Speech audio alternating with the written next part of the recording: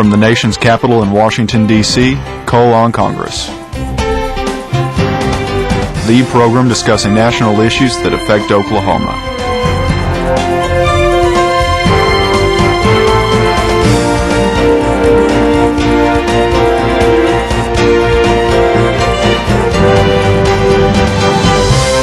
Your host, U.S. Representative Tom Cole.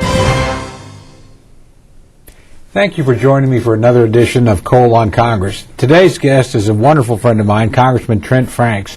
Trent was elected in 2002 and represents the northwestern part of Arizona. He serves on the Judiciary Committee as well as on the Armed Services Committee. Congressman Franks is one of the nation's most passionate advocates for children and families, and he's also highly respected in the House as a member whose insight on national security issues and international issues is widely sought. He's joined us today to discuss recent developments in some of the most volatile areas in the world, Iran, North Korea, and Pakistan. Congressman, great to have you on board. I'm glad to be here, and I know it's probably a little out of sync here, but I just have to tell the audience, you and I came in together in Congress, and I don't want to embarrass you. He does not know I'm going to say this, but in our class, it's pretty much an accepted fact that Tom Cole is the smartest guy in the class. And that worries me about our class. Perhaps it puts us all in a lot of trouble. I don't know, but the reality is, Tom, you just got such respect among your colleagues. And Arizona was, I should say, Oklahoma was wise to send you here, and I want you to know I consider you a precious friend, and you're a friend of America and human freedom. So wow, we may just cut the show right here and just run that over. Go to lunch, okay? No, that's a wonderful comment, and I appreciate it very much. And frankly, the feeling's reciprocated. I just think you're a remarkable member of Congress. And but before we get into all these really important things we want to talk about, I want to ask you a little bit about your involvement in the energy industry. That's obviously an awfully important part of our economy in Oklahoma. We've got, in my district alone, about 20,000 producing wells, and the two largest oil-producing counties in Oklahoma, in Carter and Stevens County. So we're always interested in people who have a background in oil and natural gas, but yours is pretty remarkable. I'd like you to tell our audience a little bit about how you got into the business. Well, the bigger story here is how a roughneck stumbled into Congress. I don't know how that happened. But, no, I started out as a roughneck on a drilling rig at a very young age. If I told you how young, I think I'd lose credibility with your audience. Well, I did read that you had to actually hire an 18-year-old person to sign the permit for your first lease. Well, that's true. But, you see, I'd been working a number of years prior to that. That's the time that my younger brother and I bought our first small truck-mounted drilling rig. In Texas, they're at Bovard Supply between Midland and Odessa, Texas, and it was a piece of junk, but to us it was the greatest rig ever built, and we were so excited. I was 17, he was 15. We were the youngest drilling contractors in the state of Texas, and we had one 18-year-old that could sign contracts, and so we thought we were really going to take Texas by storm. Well, I tell you what, I think that's a remarkable beginning for what is now a very successful family company. Well, my brothers are really responsible for any success we've had. The best thing that has happened to Liberty Petroleum is for me to come to Congress and let them run it the way they wanted to. But we do most of our work now in Australia. We do have one lease in the Seychelles Islands. It's kind of, again, not something that I anticipated touching on, but one of the challenges that for companies our size is that we used to do work here in America quite a lot, but one of the problems is it takes so long now under our environmental schedule here to do anything. The last well that we drilled, it took 3 years to get a drilling permit. Well, some of the largest producers we have in Oklahoma literally will not drill, particularly on federal lands. Yeah. And these are people that are in the top 2 or 3 producers of natural gas in the continental United States because the permitting process is so ridiculously long and expensive. And that's a big independence. So if you're a small guy, and we have got, of course, thousands of those in Oklahoma, as you do in Arizona, it's almost impossible. You literally have vast parts of the market, and those are the people that are actually going out and finding petroleum. Well, that's it. See, most of the new reserves are found by companies like mine, and then some big company, a major, comes in and leases all around it, or buys the smaller company out and develops it. But our new reserves are quite often found by some small or intermediate-sized company, and when we create this impossible environment for them to work in, it hurts the whole country. Now, I want to say this, that I absolutely, sincerely am for every type of energy alternative, anything that we can do that works and is cost effective, that's good for the country. But we do need to become energy independent because we're shipping tremendous amounts of money to overseas to get Middle Eastern and foreign oil, and some of that falls in the hands of terrorist coffers. And I don't think terrorists would have enough money to buy a box of sparklers if we weren't buying all the oil from the Middle East that we do. We may bring you back here to talk about cap and trade and energy independence for America because nobody knows more about it. But let me switch your focus to something that is awfully timely and where, frankly, you have an expertise that's almost unrivaled in Congress, and that's the whole area of missile defense and the proliferation of missile technology around the world and in the hands of rogue and dangerous regimes. The last week we've heard a great deal about the North Koreans threatening to test. They've tested a couple things, maybe even threatening to fire a missile toward America on Independence Day. Who knows? They're hard to predict. But how would you assess the state of the North Korean missile program and the danger that they pose to us and their immediate neighbors? Well, I guess from the larger 50,000-foot altitude view, the first thing I would say is that I believe that the coincidence of jihadist terrorism and nuclear proliferation to be the most dangerous short-term threat to the freedom and peace of the human family. I mean, I really believe it's a big, big deal. And North Korea plays into that equation very dramatically in that they're the most significant proliferators on the planet right now. And, A.Q. Khan from Pakistan was the one that first brought nuclear technology to North Korea, and we pretty much got him figured out, but he's already let the genie out of the bottle, and North Korea seems to have no compunction about selling or disseminating this technology to other nations. People say, well, North Korea would never give another nation a nuclear weapon, but the truth is North Korea sold and assisted Syria in building a plant that would have produced fissile material that would have been able to produce dozens of nuclear weapons. So I don't know why we think that they won't pass that Rubicon. Well, and that's an incident that almost escaped notice in the United States because the Israelis acted so swiftly and dramatically to take out the facility. We're talking about something that is a matter of a few months ago. That's right. That literally you had the Syrians developing nuclear power and the Israelis, frankly, acting pretty dramatically to prevent it. Well, they did that. The Israelis have done that twice now. At Osirak here in Iraq here many, many years ago, a couple of decades ago, they took out a nuclear plant that could have produced fissile material. And the same here with Syria. And they've done the world a tremendous favor because, again, once these materials fall into terrorist hands, once they truly are disseminated into groups that would not hesitate to use Al-Qaeda or other Islamist terrorists as surrogates for their designs on terrorizing the world, we live in a completely different age at that moment. What are the sorts of things we can do and should be doing to deal specifically with the North Korean threat? Well, I think, first of all, it's a matter of resolve. North Korea watches Iran, and Iran watches North Korea, and they see how we respond to each step that escalates the tension.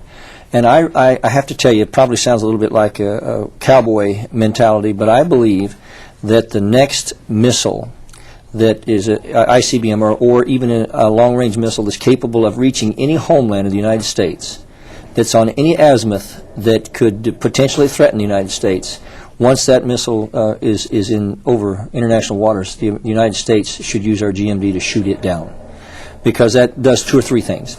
First, it demonstrates a commitment, a resolve, that America is not going to stand by and let these dangerous rogue states like North Korea and Iran gain nuclear capability to the extent that they can threaten the world and they can pass it along to terrorists. Secondly, because North Korea is such a dangerous proliferator, every time they fly a missile, every time they test, they're essentially giving a test drive before the whole world and saying, see, we've got this capability and we might be willing to sell it to you. And it really concerns me because we think that when a missile, say, goes through the second stage and the third stage fails and it flies into the sea, that it's no longer, that it's no big deal. But now they've demonstrated staging, and this is probably the most significant aspect of the ICBM capabilities, is the ability to not just guidance but staging, because if you can do that, eventually you can increase the reach of a missile that go anywhere in the world. As North Korea develops its potential, both its missile potential, its nuclear capability, what kind of pressure do you think that brings on the surrounding countries, South Korea, Japan, who frankly relied on the United States in terms of a nuclear umbrella, but just the sense that they may need to follow that path out of a sense of self-preservation, self-defense? Well, Tom, I think that's a profoundly important point. You know, because I'm co-chair of the Congressional Missile Defense Caucus, I travel a lot of places related to missile defense, and I was in Japan and South Korea here just a year and a half ago on this very subject. And if you're in Japan, there is a great concern there, because obviously, you know, there's no way to even imagine the memories and the institutional fear that Japan has of another nuclear disaster in their country. They understand that better than any other nation. And when you've got a madman like Kim Jong-il that threatens the Japanese mainland, this is something that they have every reason to be fearful of. And they don't like the idea of someone having a gun aimed at them. You know, there's this, I mean, how many of us would say, well, Kim Jong-il, he's not going to fire a missile at Japan or the United States. Well, maybe he will, maybe he won't. I mean, I think the guy's a nutcase, but how would you feel about him sitting at your dinner table with a loaded gun aimed at your wife and children? And he says, well, I don't really plan to shoot anybody. Well, see, I think you put your finger on the key element where all these things are concerned, and that's the nature of the adversary. I tell people at home in speeches all the time, look, if you're my age and you lived through the Cuban Missile Crisis, you actually lived through a more dangerous moment in American history, because the old Soviet Union really could kill 80 or 100 million Americans. But they were a rational adversary, and they didn't want to lose 80 or 100 million of their own people in the next 20 minutes. They were never willing to trade Moscow for Washington, so to speak. But in the era that we live today, I mean, the 19 people flying airplanes into towers in New York and here in Washington, D.C., if they could have put nuclear weapons on, they certainly would have. That's right. You know, so they're not rational. So while they don't have the reach and the power of a great nation state like the old Soviet Union, they also don't have the restraining institutions and temperament. And Kim Il-jong is about one step beyond. I mean, this is a guy that's been involved not just in proliferation, but in terrorist activity. Yeah. He's very unstable. The regime is under a lot of pressure, very unstable. There's a lot of thought that they might, as a means of actually staying in power, strike out, maybe go into South Korea. So you are really dealing with people here of extraordinary instability, and because they're unstable, they make the international situation that much more dangerous and volatile. Well, I think what you've just said demonstrates why the class that we came in Congress thinks you're the smartest guy in the group, because you've hit on the key subject here. You know, we're 60 years into the nuclear age. We've had nuclear weapons around for quite a while. But when the Soviet Union had them, we understood their capacity to be devastating to us. They had the ability to destroy every city above 50,000 in the United States. But we placed our safety, in a sense, inside their sanity, because we knew that they had a desire to live, and they knew that our response would be so devastating that there was this grim agreement between us that we just didn't want to go there. But now, with jihadist terrorism, that paradigm has changed completely, because now you have a group of people that are willing to kill their own children in order just to be able to kill yours. And if they gain that capability, not only will they fly airplanes into buildings, you know, not only that's commitment, but if they gain that capability, they will not hesitate to use it. And I wish I could help people understand that there's really only two elements to any threat, and that is intent and capacity. Soviet Union had the capacity, but their intent was in a sense held in abeyance by their own desire to live. With terrorists, all that remains between them and our children, and a cataclysm unlike the world has ever seen, is their capacity to gain access to these weapons. And when Osama bin Laden said it is our religious duty to gain access to nuclear weapons, it ought to be a wake-up call to the whole planet. Well, let me ask you about that, because you know, here in Washington, we've had a pretty vigorous program for a number of years in missile defense. Tell me what the Obama administration and how they see that program, where they're headed. You and I have fought hard for that program. I'm not sure that the same level of support is there that we've had in the past. No, but you know, Tom, I suppose there's no way that you and I can avoid sounding partisan, and I'm a Republican, and I know why, and I know more why now than I ever did. But let me say to you that in the midst of an escalating, obvious increase in the threat of missile capability of other rogue nations, you would think that we would be increasing our budget to respond to this in the name of national security. But what we're doing is we're decreasing missile defense dramatically. And here's what's astonishing that a lot of people don't realize. The only system that we have that is tested and proven to be able to defend the homeland, that's the United States, against ICBMs, is what we call GMD.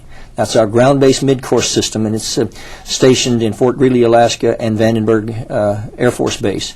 The only system that we have to be able to defend our children against ICBMs of another nation, the Obama administration is cutting from last year's budget this year 35%.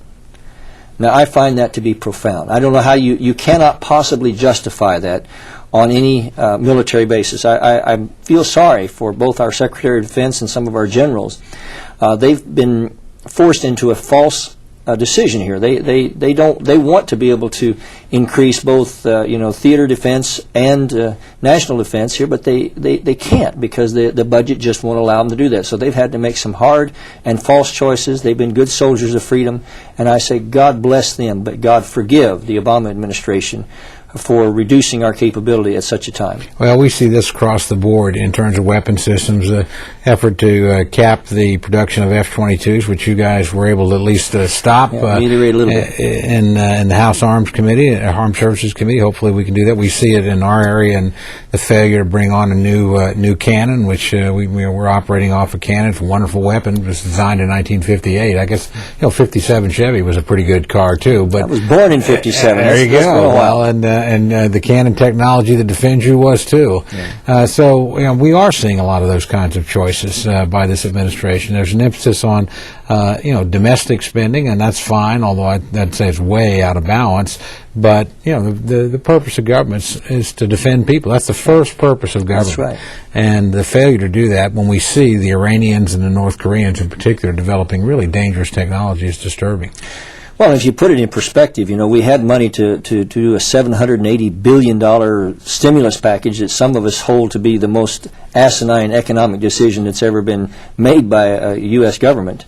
And yet we don't have $1.1 billion, essentially, to maintain our missile defense capability. And I find, it's astonishing. We plussed up environmental cleanup in the defense bill to the extent now we're going to be spending a little over $10 billion on environmental cleanup. And I made the point in the Armed Services Committee, if one nuclear missile gets through to the homeland of the United States, if we think that environmental cleanup is a problem now, it's just astonishing to me that the lack of priority.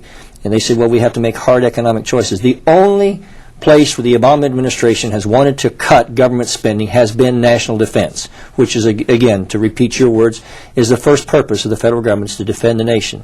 And I don't think we realize just the economic implications of being a weak nation. Not only is weakness provocative, where we have to end up fighting wars, but look what just on 9/11, when 3 planes crashed in the United States, it cost our economy $2 trillion. It was almost $100 billion just to clean up the mess.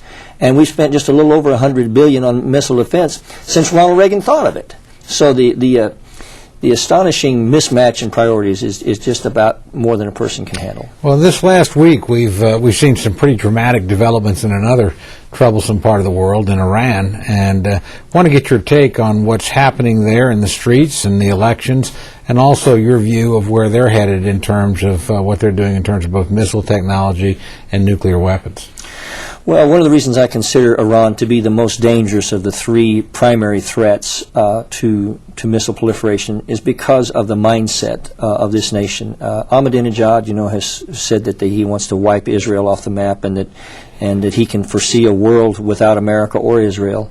And we have information that they've discussed EMP attacks on America, and that they've actually gone through and done certain exercises that leave us with no conclusion, but that they're preparing or have at least trying to gain the capability of striking America with an EMP attack.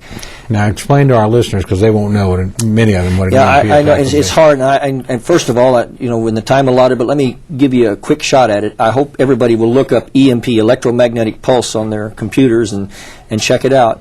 But essentially what that is where, and there's three types, but I'll just explain one of them briefly, is where a high altitude nuclear blast creates a massive push of ionized particles that rush toward the Earth at the speed of light. And they incapacitate almost any integrated circuit, or almost any, they overwhelm almost any electronic circuit with sometimes as much as 200 kilovolts per meter of electromagnetic pulse. And that essentially, the effect of that wouldn't kill anybody in that moment, but it would incapacitate almost all of our electrical systems. It would put us essentially in the horse and buggy days without the horse and buggy. And because we're not an agrarian society, some of the projections of the loss of life that would occur in America are just almost too unimaginable for me to put a number on. But I do encourage people not to take my word for it, but to study it and to realize what a danger it is. I believe EMP to be the most dangerous and ultimate asymmetric weapon that terrorists could lay their hands upon at this point. Well, let's go back to the Iranians. What's your take on the elections? Obviously, there's a mood of resistance of some sort there. Hundreds of thousands of people in the street. They've delegitimized the election, I think, and raised some serious concerns about the stability of the regime. But just give us your thoughts on that. And again, separately, what do you see the Iranians doing in terms of nuclear capacity and missile defense or missile technology? Well, first of all, the primary opponent to Ahmadinejad is a guy named Mousavi, as you know, and we hold him to be pretty much a hardliner too. He's not a choir boy, but he does have the courage, it's obvious, to defy these mullahs in Iran, and that alone is something of immeasurable benefit to the world. And I was on Fox the other day explaining how I believe that even though people say, well, if America takes sides, then we'll be used as fodder in the debate. That's happening anyway. They're going to say this is all caused by America anyway. I believe it's important that our President and our Congress, which we passed a resolution that stands up for the freedom of these protesters to have the universal rights of protest and redress of their government, and not to be shot in the streets by their own police state government. As I recall, we stood with Lech Walesa and some other dissidents in Eastern Europe at a time when everybody said that wasn't a very smart thing to do, and gosh, what a mistake, and aren't we risking our credibility and our ability to negotiate with the old Soviet Union?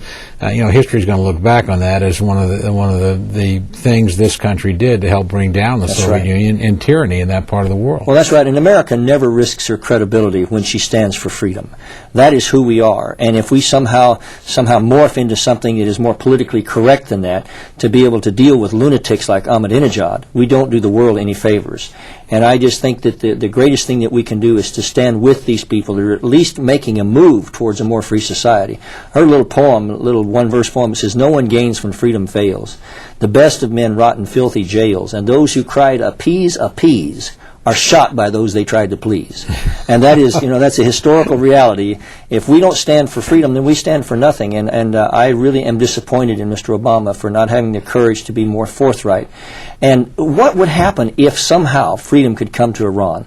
That could sweep across the Middle East. It could change the world that we live in. It could obviate or at least ameliorate some of the challenges we've been talking about on this program, to where maybe Iran would not become the dangerous nuclear proliferator that it will inevitably become if we don't see freedom. That could be one of the great things that comes out of this. If nothing else, if the Iranian regime is more worried about what's happening inside the country, maybe they're going to be less committed to causing problems outside the country. And I think what we're seeing, too, is an indication that the Iranian people don't like the course that they've been placed on. They don't like being a pariah state. Right. They don't like, this is an old civilization of proud and able and capable people, and they don't like being regarded as a pariah state in the region and around the world. They want connections and growth. We're not going to see them eye to eye on everything, but frankly, I don't think the average citizen in Iran is interested in war and supporting terrorism. They're interested in their own country developing and doing well, which it has not done under this regime. That's right. It's been a really pretty devastating time. Here's a country that is rich in oil, exports oil, can't produce enough gasoline for its own citizens. 25% unemployment rate. It's a pretty remarkable domestic failure by this regime. Well, and you point out a very powerful point. This is the remnants or the posterity of the Persian Empire. I mean, this people at one time were incredibly powerful throughout the world.